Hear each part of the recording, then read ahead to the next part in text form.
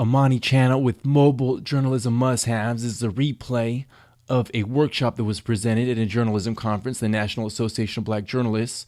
This was presented by Professor Alyssa Richardson, myself, and Chip Dizard. And I'm really excited. There's some great information if you're a journalist or interested in video production in general.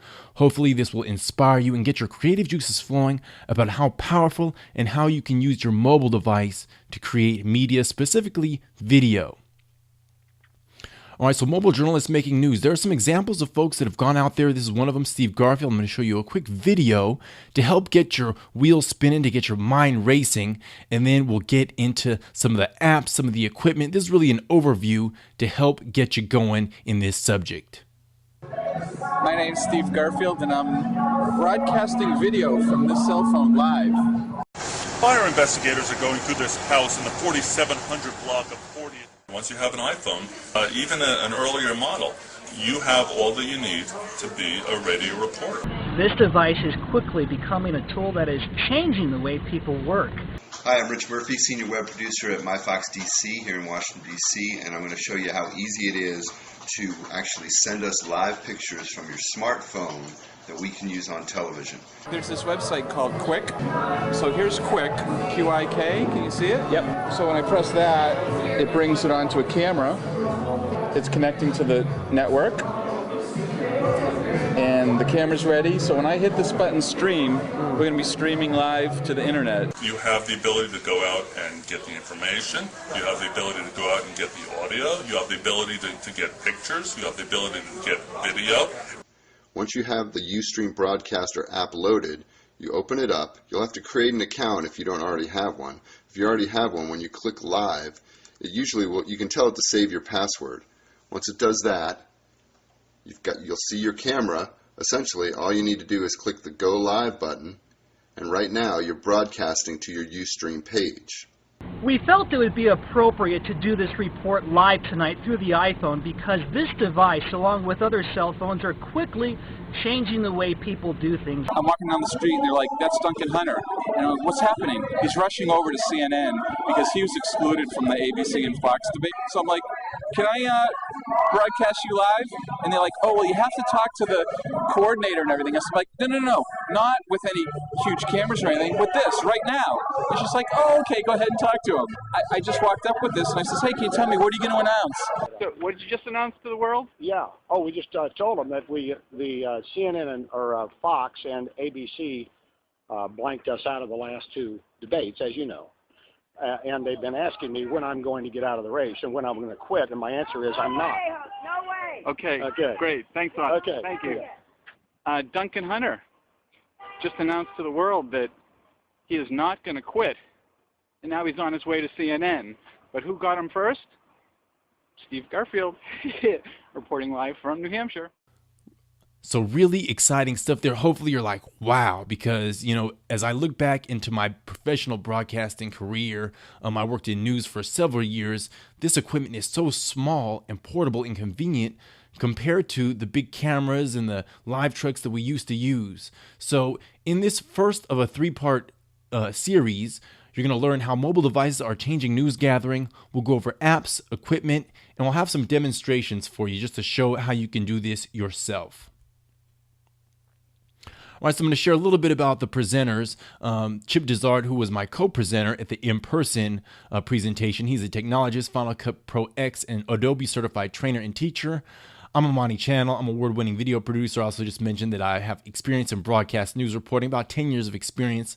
Also worked as a PR pro and a professor. I teach at a university here in Georgia. And the final of the three presenters, which you won't hear from in this replay, but she also did an excellent job in the real live version, Alyssa Richardson, who is a professor at Bowie State. She's also an award-winning journalist, and she's a professor, as I mentioned, and a mobile journalism trainer. So this headline should catch your attention.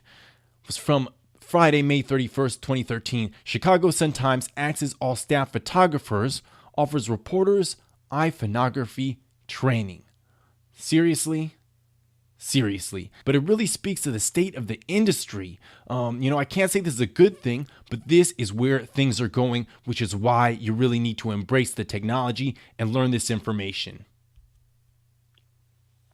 All right, so why should you even use your smartphone for news gathering, aside from the fact that some of these media outlets are canning photographers with iPhone and equipping them with iPhones? The real reason is because you can. And I want you to remember this. This technology should not be used to add more work to your daily job duties. You have to find ways to use this technology to make your job simpler, to make your workflow simpler. If you're in a pinch and you don't have a photographer or a videographer with you, or if you're out there by yourself and need to grab something really quickly, this is a way you can do it. There's many applications to this technology. I'm going to go over some of them in this course. But really, you shouldn't do it if it doesn't make your job easier. But it takes some experimenting. You have to get familiar with the technology, and this will be a great intro for you. So I'm going to share an iPhone reporting case study. This is a personal case study. So on July 20th across the country, there were Trayvon Martin rallies in various cities. This is after the verdict came down and George Zimmerman was acquitted. And what I decided to do was to take my iPhone out to this rally in Georgia and Atlanta, where I live, and shoot a news package exclusively with my iPhone. So I shot the interviews with my iPhone. I voiced the narration on my iPhone. I even edited it on my iPhone using the iMovie app, and then I uploaded it to YouTube. So this story never touched a traditional nonlinear editing program. Never touched a PC. It never touched my MacBook Pro. All right, so I want you to take a look. Hopefully you have some questions. You can always ask us questions at ask@webvideochefs.com, which we encourage you to do, but just take a look at the quality of this story.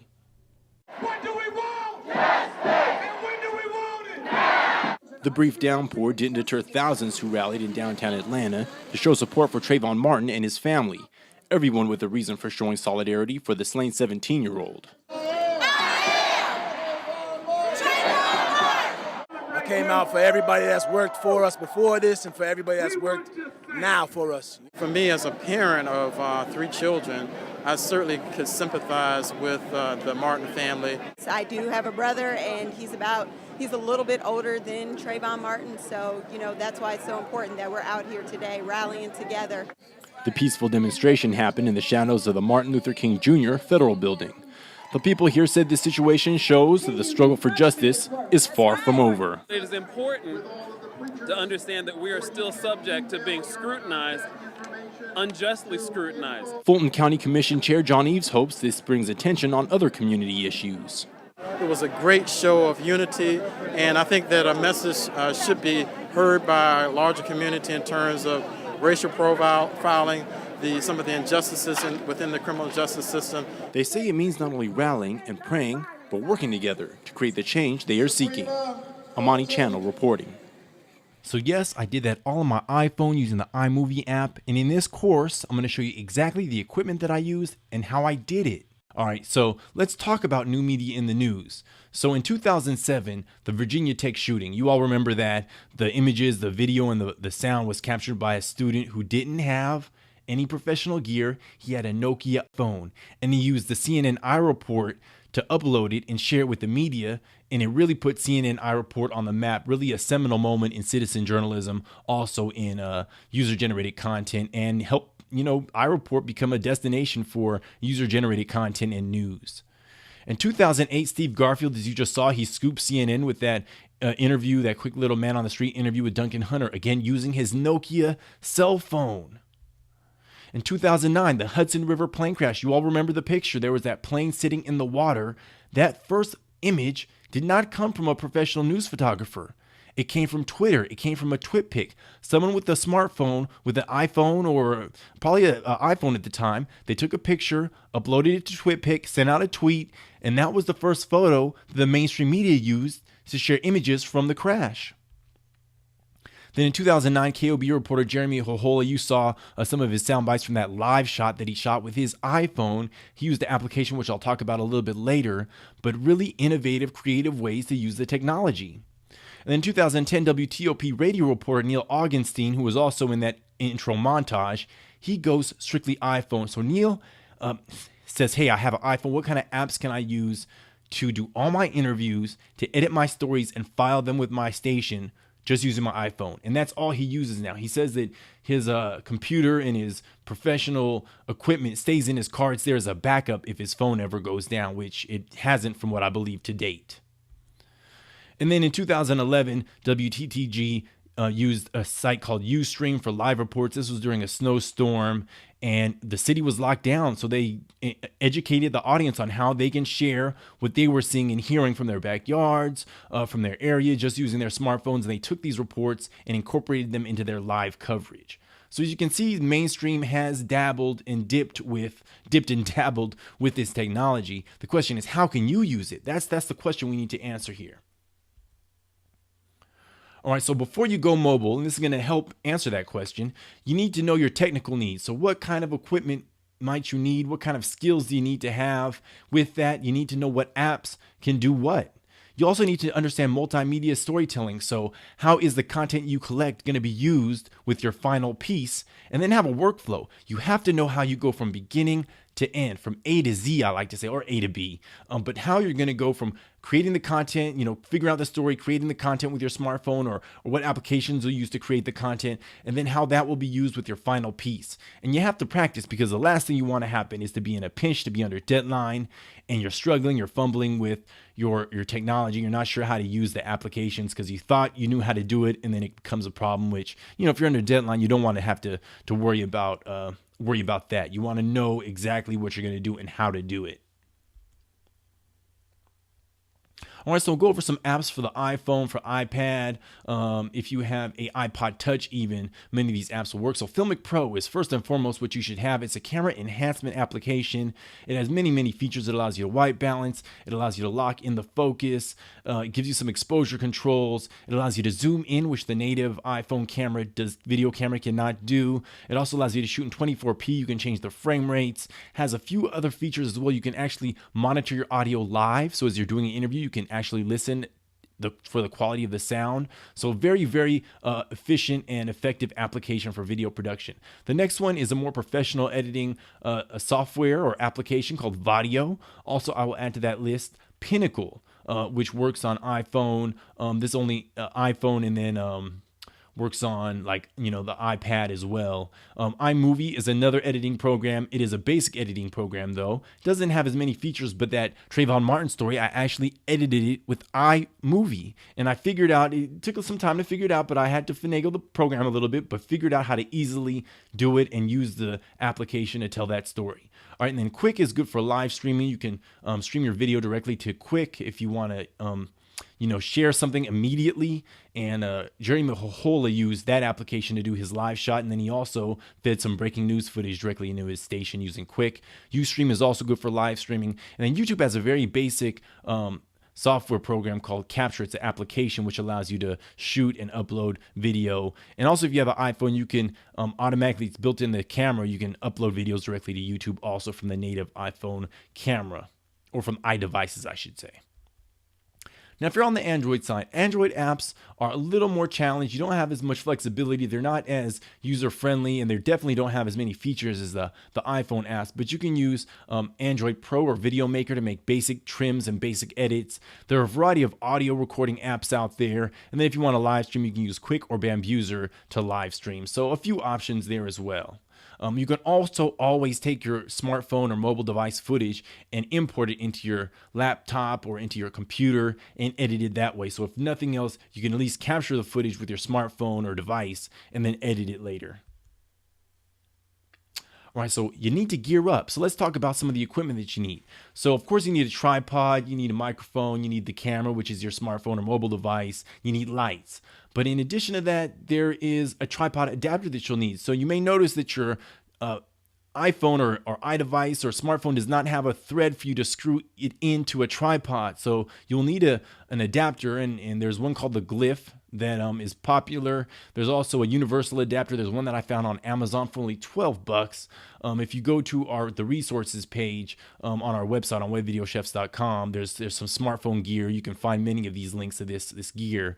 Also, there's a audio mic adapter that you'll need. So your smartphone or your mobile device, it has a 4-pin audio connector. It's a little bit different than the stereo head jack. So you need to get a adapter that allows you to take your microphone and plug it into your mobile device. And those cables are made by Wi-Fi. Varicorder makes one. Also, KV Connection makes a whole slew of different cables that you can use to connect your a microphone into a mobile device. Then you may want to consider getting a tripod or stability mount. There's one called the Focus, there's the Padcaster, and then for iPad mini there's the iOgrapher. The Padcaster is for iPads, and I'm in the next part 2 of this workshop, I'm going to go ahead and show you exactly how some of this equipment works. And then for microphones, you can use a mini mic. There's called the Smart Lav. Also, any professional mic. I use professional gear, so I use professional mics often when I'm doing any sort of mobile production. So those will always work.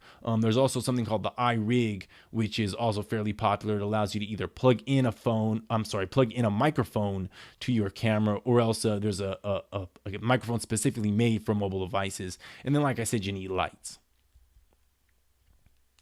All right, so in summary, your smartphone should be used, your mobile device should be used for news gathering, but you have to think outside of the box.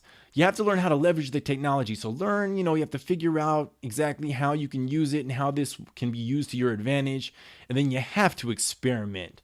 So, those are just some things to get you started. I'm going to share some final tips now. If you're capturing your video, do so in airplane mode, because sometimes if you get a phone call and you're in the middle of recording a video, the phone call will interrupt your video. So you don't want that to happen. So record in airplane mode always. In the next section, I'm going to go over how you hold your phone, because that's important. Watch part 2. If you like this content, you're going to love part 2. Also, like I just mentioned, you can always edit your media with nonlinear editing software, and the content can trump quality. So even if you're not able to use a microphone or a tripod, if you're just able to capture the moment, as in the case of the Virginia Tech shooting, if you just can get the camera rolling and capture that moment, that will trump the quality. That will be a win for you and your outlet. And then if you really want to get into this, you should consult with management. I've been also conceptualizing a lot of these ideas, so I'd love to just brainstorm with you if you want to talk further or learn more about how this technology can be leveraged with your day-to-day duties.